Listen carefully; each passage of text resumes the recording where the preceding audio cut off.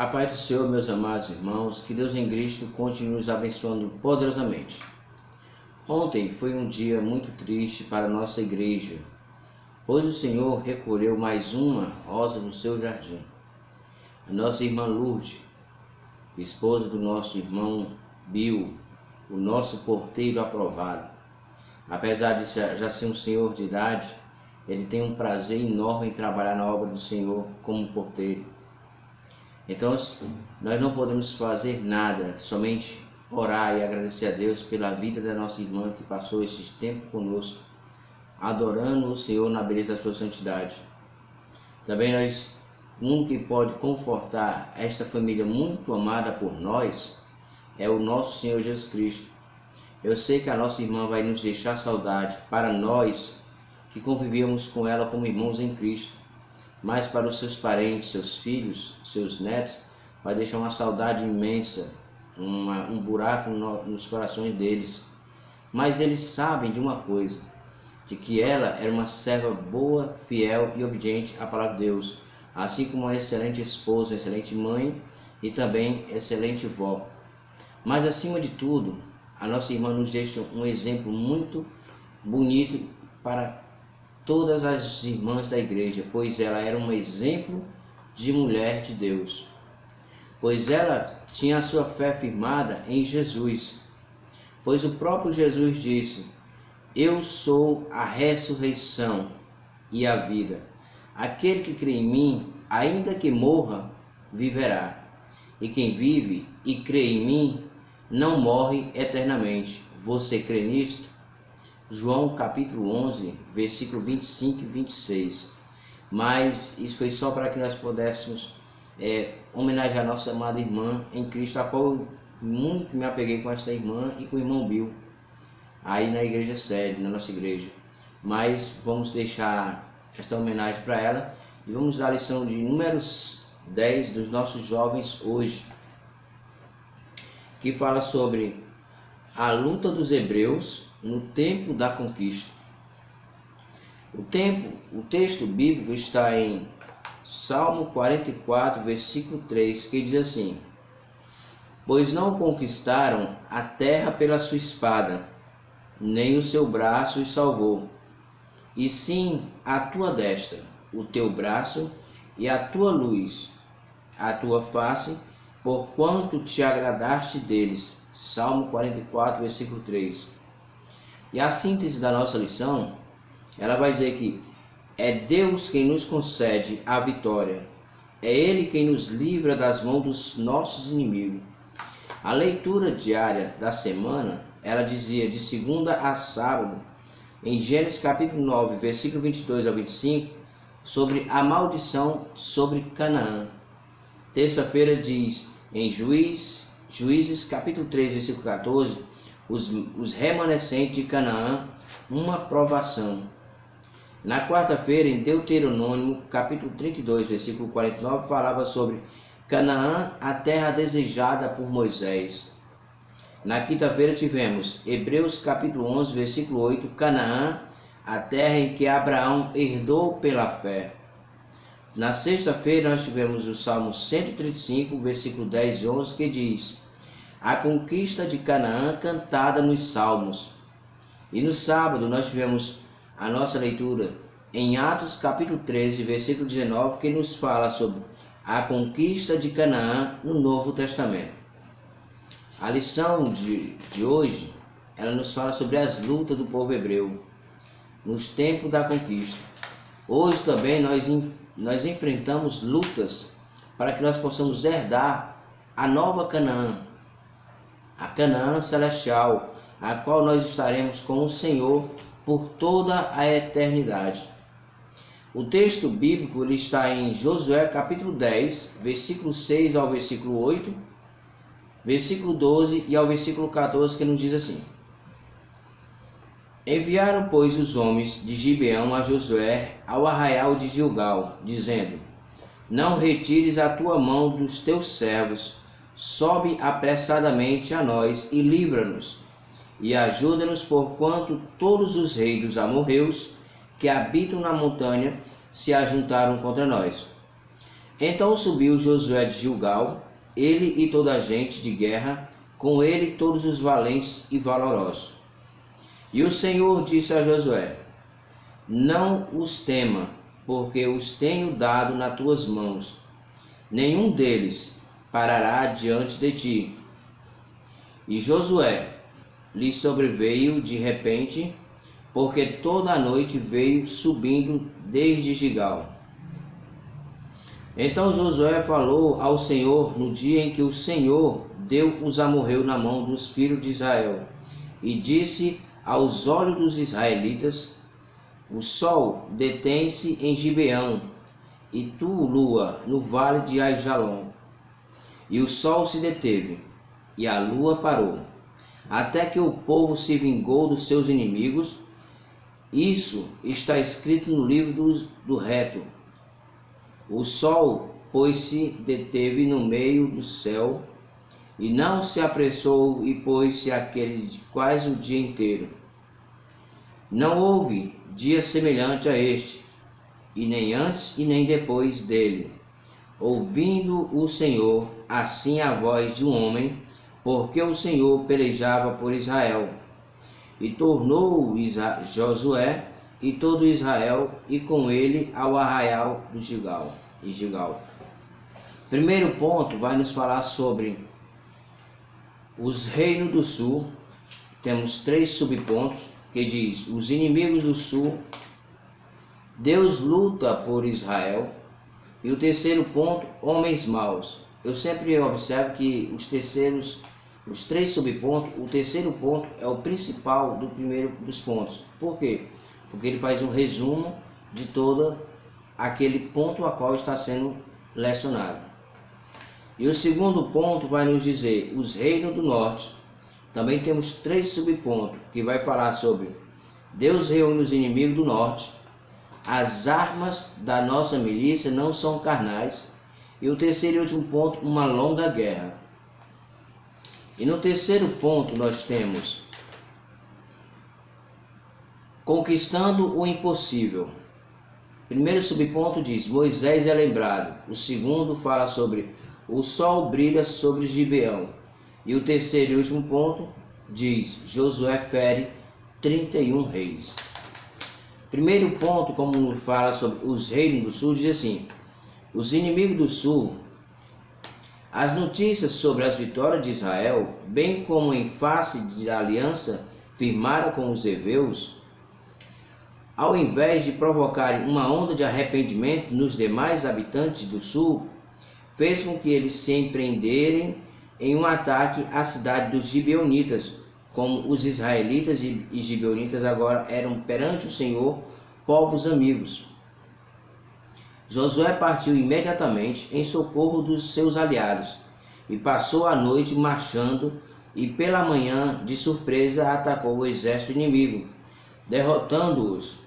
Israel não tomou inicialmente nenhuma medida contra os reis sulistas de Jerusalém, Hebron, Jarmute, Laquis e Eglon.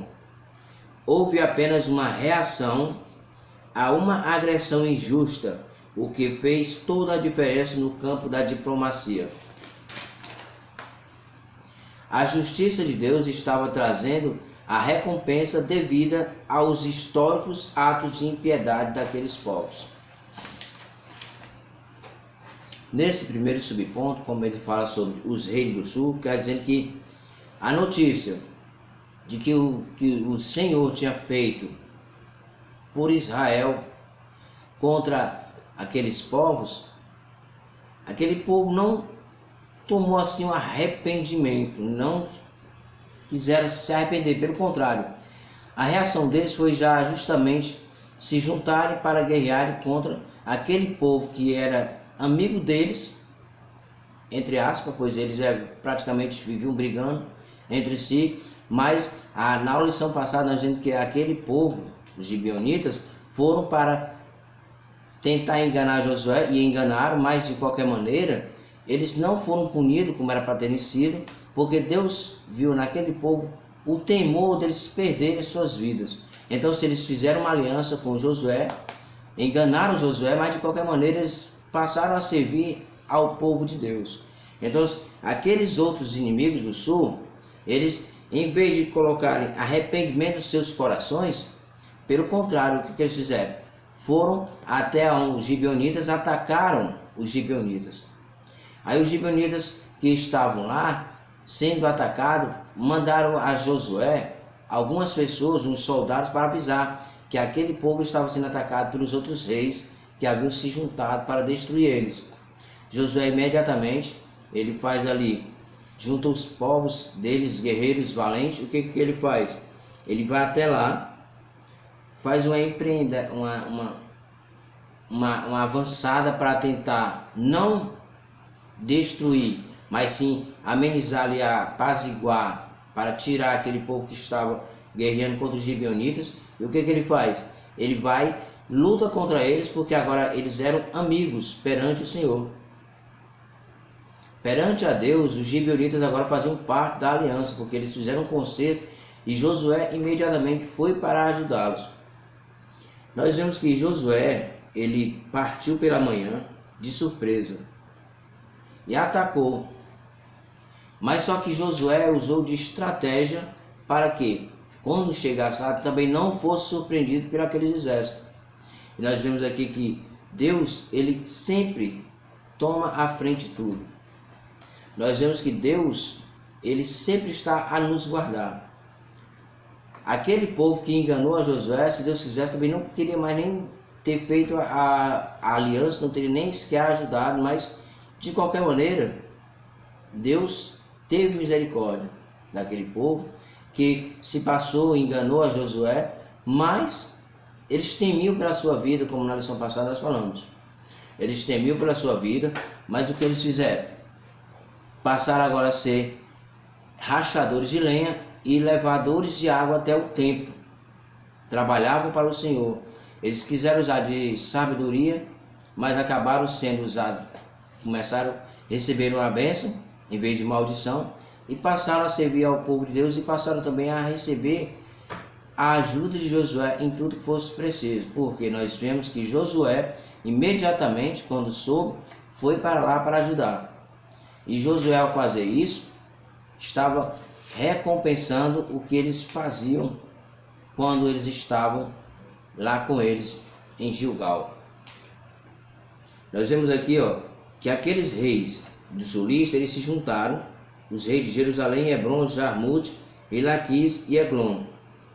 Houve apenas o que? Uma reação, não uma violência de Josué, mas uma reação de Josué contra aqueles reis que foram lá para guerrear contra agora que eles eram amigos, povos em que tinham feito aquela aliança. Por isso, no campo da diplomacia, diz que faz uma verdadeira diferença. Nós vemos que, trazendo para o mundo secular hoje, quando se tem guerras ou um primeiro conflito, que se os Estados Unidos atacar o Brasil ou vice-versa, o que vai acontecer? Vai haver uma reação de ambas as partes. Se o Brasil atacar os Estados Unidos, o que vai acontecer? Os Estados Unidos ou algum outro país que seja aliado a ele vai revidar contra o Brasil, porque são amigos. E no campo da diplomacia há muito isso aí. Se você quebra algum acordo entre os países, ele já vê com maus olhos e pode até se causar uma guerra entre aqueles países. E Josué, ele foi para ajudar agora aquele povo que fazia parte do tratado da nova aliança que eles tinham. Eles agora não eram somente mais os gibeonitas que foram para enganar Josué, mas eles ali tinham uma parte no pacto da aliança com Deus, porque Deus teve misericórdia com todos eles. Segundo ponto vai dizer assim: Deus luta por Israel. Como já disse, em todas as situações que nós nos encontramos, Deus luta por nós. Do mesmo jeito foi por Israel. Deus lutava por Israel em todas as guerras. A guerra em defesa dos gibeonitas foi algo marcante por todas as gerações. Num primeiro instante, Deus animou a Josué, que cheio de fé viu Deus agir de maneira extraordinária, conturbando os inimigos. E após enviando uma tormentosa chuva de granizo, sobre os que fugiam, matando milhares. Por fim, o Altíssimo fez os movimentos do sistema solar entrarem em pane. O sol brilhou por quase o dia inteiro sobre o campo de batalha. Ouvindo o Senhor a voz de um homem, Josué, capítulo 10, versículo 14.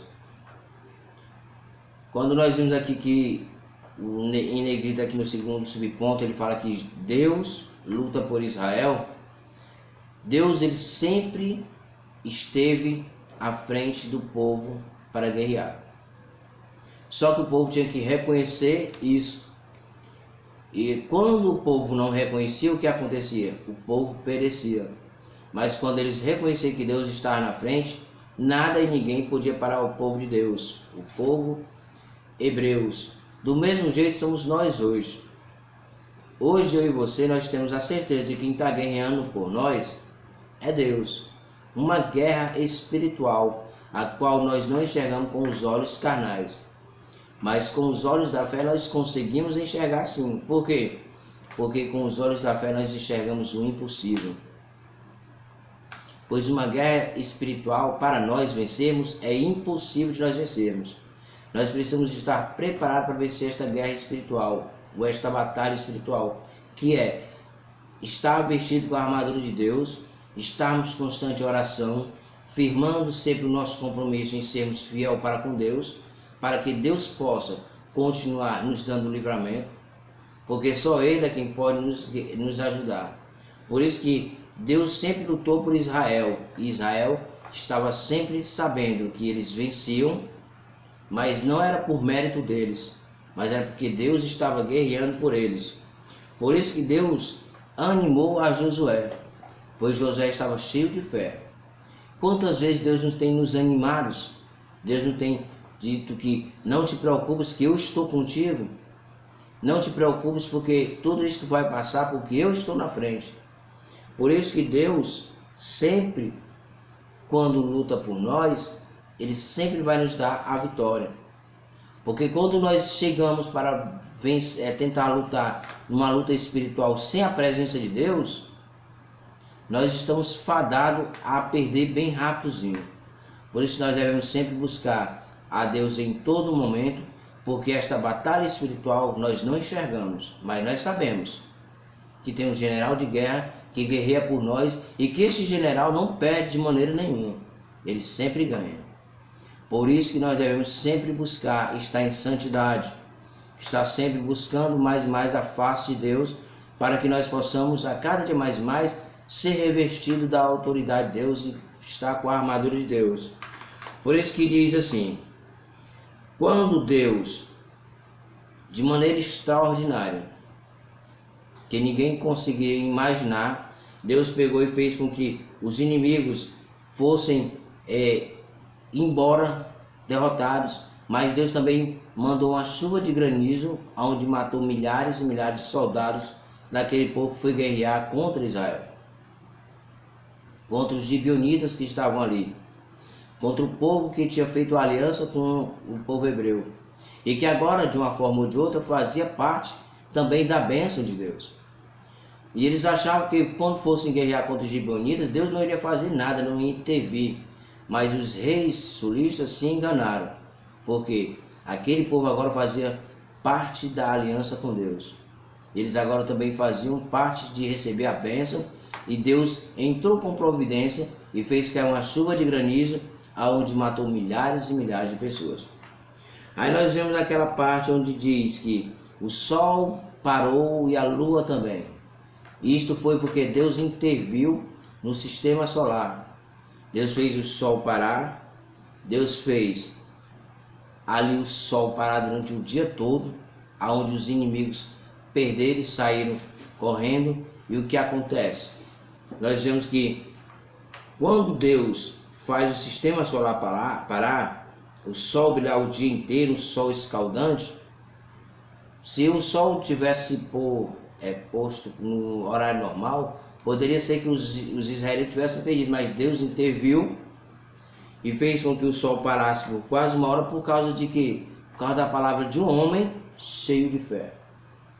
Josué, como nós sabemos, que é um homem, um jovem, cheio de fé, cheio de obediência e temor no seu coração, e praticava sempre ao que Moisés lhe ordenava, e estava sempre pronto a fazer a vontade de Deus.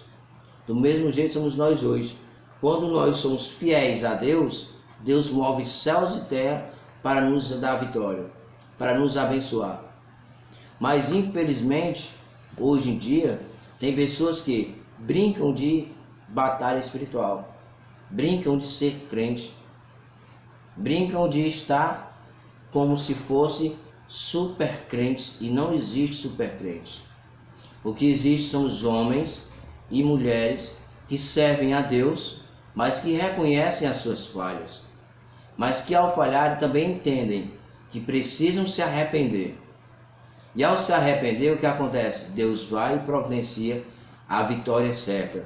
Por isso que quando Deus fez o sol parar, foi para dar a vitória ao povo israelita, juntamente com os gibeonitas. Então, essa é a sorte para quem é fiel, pois Josué, o qual fez tudo como o Senhor ordenara, quando alguém do povo pecou, no caso do episódio de Acã, imediatamente ele resolveu o problema, aplacando a ira do Todo-Poderoso. Quando nós vemos aqui, irmãos, às vezes nós sempre questionamos o pecado. Quando Josué viu aqui, por ele ser fiel naquela derrota lá contra a cidade de Ai, que poderia ser a mais fácil das vitórias, mas não foi, justamente pelo episódio do pecado de Acã, porque Josué não consultou ao Senhor. E o que aconteceu? Acã pegou ali a capa babilônica, pegou as demais coisas que não era para ter pego, e sobre Israel veio o pecado, não somente sobre a casa de Acã, mas sobre todo o povo. Mas quando Josué viu que o pecado estava na congregação, quando Deus revelou, o que aconteceu? O pecado foi tirado do meio do povo de Israel, e Josué aplacou, tirou a ira de Deus, do Todo-Poderoso, sobre Israel, quando ele tirou o pecado de Acã. Por isso nós devemos sempre ter o máximo de cuidado. Quando nós erramos, nós temos que pedir perdão a Deus, nos arrependermos de coração, para que Deus não venha pesar a sua mão sobre nós. Ah, meu irmão, mas Deus é amor, irmão Francisco. Deus é amor, ele não vai fazer isso conosco não. Vai sim, irmão. Porque sabemos que Deus, ele é amor, mas também ele é justiça. Se eu e você servimos a Deus em espírito e em verdade, nós erramos, falhamos, e vamos fazer de novo porque Deus vai perdoar. Nós precisamos nos arrepender para que Deus continue nos abençoar grandemente. Terceiro subponto vai falar aqui sobre homens maus. As muitas mortes das nações vizinhas não devem escandalizar ninguém. Devemos nos escandalizar quando? Devemos nos escandalizar quando, com o depravado, pecaminoso modo de vida dos cananeus, que por séculos insultaram a santidade de Deus. No Apocalipse, antes de Deus desatar os 7 selos e derramar as taças e tocar as trombetas da sua justiça sobre a terra, João viu o arco celeste ao redor do trono, como um sinal de misericórdia. Os homens sejam maus, como forem, e todos somos, e o que varia é a medida da nossa maldade. Antes de serem objeto da santa ira de Deus, são primeiramente agraciados com uma oportunidade de arrependimento. Como os reinos do sul não foi diferente.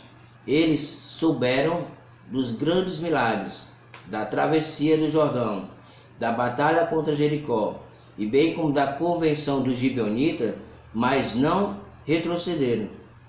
Deus estava lhes dando uma última oportunidade, mas eles rejeitaram, e por isso lhes sobreveio o que? A destruição. Terceiro subponto, como eu disse, homens maus. As muitas mortes daquelas nações vizinhas não deve se escandalizar Porque o que poderia escandalizar era justamente o pecado daqueles homens, a ira, a contenda deles, que não entenderam o agir de Deus.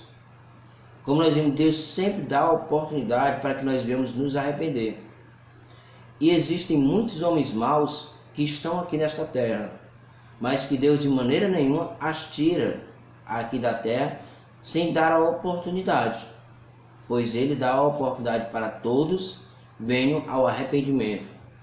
Por isso que diz que no Apocalipse João viu, antes de Deus desatar, derramar as taças, desatar os 7 selos e tocar as 7 trombetas, ele viu o arco celeste ao redor do trono, como um sinal da misericórdia de Deus. Pois os homens de toda maneira, nós somos maus por natureza. Muitas vezes nós já somos cristãos, crentes há 30 anos, mas nós ainda continuamos com maldade no nosso coração. Não era mais para existir, porque agora nós somos nova criatura, então tudo que foi velho já se passar, não tem mais importância, mas o que nós precisamos entender que agora, como nova criatura, aquilo que nós fazíamos, a maldade que nós tínhamos no nosso coração, aquilo que nós praticávamos, deve estar lá para trás, ter ficado no esquecimento e não praticar mais. Mas devido à nossa humanidade, nós continuamos sendo mal à medida de cada um. Há homens maus até demais, mas há homens que são maus devido a uma medida moderada, onde eles procuram sempre entender: eu antes fazia isso, mas eu ainda sou mal, porque no meu coração ainda tem um pouco de maldade. Mas eu tenho que entender que aquela maldade ela tem que estar fora do meu coração, porque agora eu sou uma nova criatura, agora aceitei a Jesus como meu Salvador. Eu entendo que quem é crente verdadeiro deixa tudo no passado. As mágoas não vêm mais me maltratar. Por quê? Porque eu sei que o meu coração agora não é mais um coração, uma terra vazia, mas agora é uma casa onde é a morada do Espírito Santo de Deus. Por isso que ele diz assim, que Deus ele dá oportunidade a todas as pessoas ao arrependimento. Só que aqueles reis ali, eles não tiveram no seu coração ao arrependimento, apesar deles terem visto tudo ao qual Deus já tinha feito. A travessia do Jordão, ali os milagres da batalha contra Jericó, porque a batalha contra Jericó talvez fosse a mais difícil, porque elas eram a cidade mais fortificada, como a própria Bíblia diz, muralha muito grande, a qual as pessoas que ali estavam conscientes que nada abalaria aquela cidade. Se eles tivessem se arrependido, também talvez até hoje as muralhas ainda estivessem lá, mas não se arrependeram. O que aconteceu? Deus interviu, fez com que deu todo o processo para Josué, o povo marchou, e quando foi dada a ordem por Deus, o que aconteceu? Quando todos gritaram, as muralhas o que? Ficaram de pé. De maneira nenhuma as muralhas ficaram de pé. Eles achavam que ele iria ficar de pé. Mas o que aconteceu? Quando todos gritaram, as muralhas foram ao chão. E o povo de Israel entrou e guerreou e venceu e exterminou toda aquela nação. Por isso que nós devemos sempre estar confiando em Deus, vendo que os milagres que Deus faz em nossas vidas. Por isso nós devemos sempre buscar cada dia mais fazer a vontade de Deus, assim como os gibeonitas se converteram ao Senhor. E aqueles reis não se converteram ao Senhor. Se eles tivessem sido convertido, Deus tinha poupado as suas vidas. Segundo ponto diz assim, mas antes eu pensei, porque Deus não destruiu pelas mãos de Israel imediatamente todos os moradores de Canaã. Deus estava lhes dando uma última oportunidade, mas eles rejeitaram. Por isso lhes sobreveio a destruição. Segundo ponto diz, os reinos do norte estavam no rei do sul, agora vamos para o rei do norte. Deus reuniu os inimigos do norte. Deus reúne os inimigos do norte. Se a confederação sulista tinha muito mais gente, A do norte reuniu um grupo ainda maior. O historiador judeu Flávio Joséfo alude que eram 13.000 homens na infantaria, 10.000 cavalos e 20.000 carros de guerra, ao passo em que o escritor bíblico diz, usando uma hipérbole, e que o número deles podia ser comparado aos grãos da areia da praia do mar. Mais uma vez, os inimigos se reuniram para pelejarem contra Israel.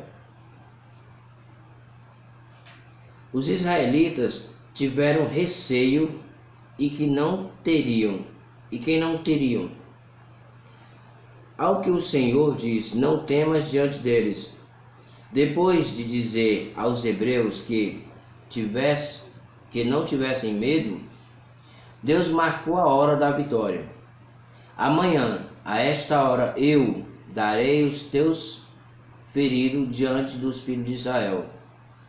A cada novo episódio do livro de Josué, podemos ver que o Altíssimo atua de modo diferente, pois na guerra contra Jericó, ele derrubou as muralhas. Na batalha contra os sulistas, mandou chuva de granizo e fez o sol parar. E agora marcou a hora da vitória contra os do norte, sem anunciar, porém, qualquer milagre. A vitória, uma história de milagre divino. A cada vitória, uma história de milagre divino.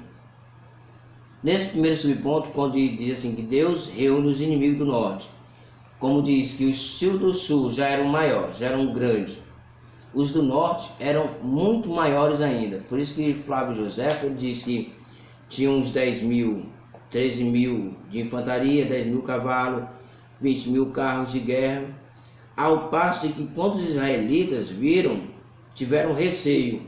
Aí diz, e quem é que não teria? De receio de enfrentar um grande exército, até maior do que o próprio exército anterior do Reino do Sul. Os reinos do norte, eles tinham até mais carros de guerra e muito mais opção de vencer e condições de vencer. Mas Deus entra com providência e faz com que eles sejam derrotados. E ele marca o horário. Amanhã, por esta hora, eu te darei os teus inimigos nas tuas mãos, aos filhos de Israel. Por isso que ele mandou estarem atentos. Não ia anunciar milagre nenhum, mas ele ia dar a vitória para o povo de Israel de uma forma em que seria diferente, pois contra Jericó e contra ele derrubou as muralhas, contra o sul, os reis do sul, ele mandou a chuva de granizo, pois nessas batalhas ele sempre dizia, eu vou fazer isso. Ele sempre dizia, vai que eu vou entrar na frente e vocês vão ser vencedores. E não temas, porque eu sou contigo. Então, se Israel, ele sempre ia confiante no seu, porque Deus já dava a resposta. Nessa daqui, nós vemos que os israelitas ficaram com medo por causa do tão numeroso era o exército, que chegou até dizer que era até maior, mais do que o próprio grãos da areia da praia. Que o exército deles era muito maior, até muito mais do que o próprio grão de areia da praia. Por isso que nós devemos sempre confiar em nosso Deus. Por isso assim, sem anunciar, porém, qualquer milagre. A cada vitória é uma nova história e um milagre divino no povo hebreu. E para nós, dia de hoje, devemos também confiar no nosso Deus. A cada dia mais nós devemos confiar que o Senhor é quem vai entrar com providência. O Senhor é quem vai nos garantir a vitória. Pode ser hoje, agora, ou pode ser amanhã. Pode ser até daqui a 10 anos. Mas você de maneira nenhuma deve desanimar. Deve se angustiar. Se Deus prometeu a vitória a você, pode ficar certo que a vitória vai vir. Pode ser daqui a 10 anos, 20 anos ou até 50 anos, mas fique certo que a vitória vai vir. Se a conversão dos seus familiares, você está pedindo a Deus e até agora não veio, não desanime e nem desista. Pelo contrário, continue orando, continue fazendo a vontade de Deus e, acima de tudo, dando o verdadeiro testemunho de cristão, porque o seu testemunho vai impactar os seus familiares, porque só assim eles vão ver que verdadeiramente você serve a um Deus que é fiel e verdadeiro e que tirou você do lamaçal do pecado e agora te transformou numa nova criatura. Segundo subponto vai dizer assim: as armas da nossa milícia não são carnais. Na conquista de Canaã é comum a expressão feriram ao fio da espada, ou seja, os homens tiveram que ser fortes e corajosos para batalharem contra os inimigos, tendo como principal instrumento de ataque uma espada forjada em bronze, a qual media cerca de 25 centímetros ou 30 centímetros. O segredo da vitória deles era o Senhor, e as nações sabiam disso. É bom lembrar que Israel usava lanças, possivelmente fundas, dardos, mas nada disso poderia ser comparado ao arsenal bélico dos cananeus. Os espias enviados por Moisés décadas antes observaram esses detalhes. Além da estrutura dos inimigos, suas cidades fortificadas, por isso, retroagiram. O Senhor determinou que os hebreus aleijassem os cavalos de guerras, queimassem os carros, porque Deus não mandou que Josué reutilizasse-os para a guerra, que posteriormente aconteceriam. Talvez a resposta esteja no Salmo 20, versículo 7. Pastor Tiago Brasil, que eu conheço lá da Jurema, muito amigo meu, ele sempre, quando ele ia trazer algumas pregações, ele sempre mencionava esse salmo. Uns confiam em carros, outros confiam em cavalos. E ele dizia: mas nós faremos menções ao nome do Senhor. Pastor Tiago Brasil falava muito eloquente, e ele falava com muita autoridade sobre isso. Uns confiam em carros, outros em cavalos, mas nós faremos menção do nome do Senhor. Por isso que o povo de Israel sempre vencia, porque eles não confiavam em si, mas confiavam no Deus Todo-Poderoso. Uns confiam em carro, como eu falei já, né? Nós faremos menção do nome do Senhor, nosso Deus. Tudo indica que Deus queria que os hebreus fossem poderosos na guerra com base na fé e não nas armas de combate. Esse subponto aqui é um pouco estendido, mas ele é bem fácil de nós entendermos. As nossas armas, as armas da nossa milícia não são carnais, são as espirituais. Josué, se ele quisesse ter reutilizado as armas de guerra dos inimigos, eles poderiam ter usado, mas Deus disse: quebrem as pernas dos cavalos. Coitado dos cavalos é que pagaram o preço por causa da rebeldia do povo que estava contra Israel e contra Deus. Eles pagaram o preço. Aí dizia: queimem os carros de guerra. Por que Deus, ele vai perguntar, por que Deus não deixou Josué reutilizá-los? Porque se eles reutilizassem, mais na frente vencessem as próximas guerras, eles iam se achar autoconfiantes. Mas Deus queria usar que eles fossem vencedores, sempre obtesse a vitória, justamente com base na fé. Com base na fé, eles venceriam as guerras e não nas armas de combate. Por que não nas armas de combate? Porque eles iriam se achar que não precisariam mais depender de Deus. Não iriam mais consultar a Deus. Porque se eles reutilizassem, eles iriam acabar se achando os bambamãs, os superiores. Mas Deus queria que a fé deles, a vitória deles, estivesse baseada na fé e não nas armas de combate. Terceiro e último subponto fala aqui, uma longa guerra. Se a confederação dos reis do sul foi liderada pelo rei de Jerusalém, Adonisedeque, a confederação do norte foi liderada por Jabim, rei de Arzon, uma grande e fortificada cidade, a qual uniu dezenas de cidades-reinos que eram inimigas entre si, mas naquele momento estavam juntas para elegerem Israel como inimigo comum a ser destruído. A história que se repete até nos dias de hoje. Segundo Flávio Joséfo, a guerra contra o norte durou 5 anos, mas há estudiosos que afirmam que ela durou 7 anos, baseando-se na idade de Caleb. Mais uma vez, a promessa feita pelo Senhor é que a terra seria conquistada lentamente e cumpriu-se integralmente. Se a guerra contra Jericó e Ai, bem como a batalha contra os outros reinos do sul, duraram pouco tempo, esta peleja demorou anos a fio. As estações dos anos se sucederam, mas as batalhas se estendiam, sem nenhum milagre, apenas os livramentos cotidianos. E sempre os hebreus precisavam estar alerta, pois os inimigos poderiam estar à espreita.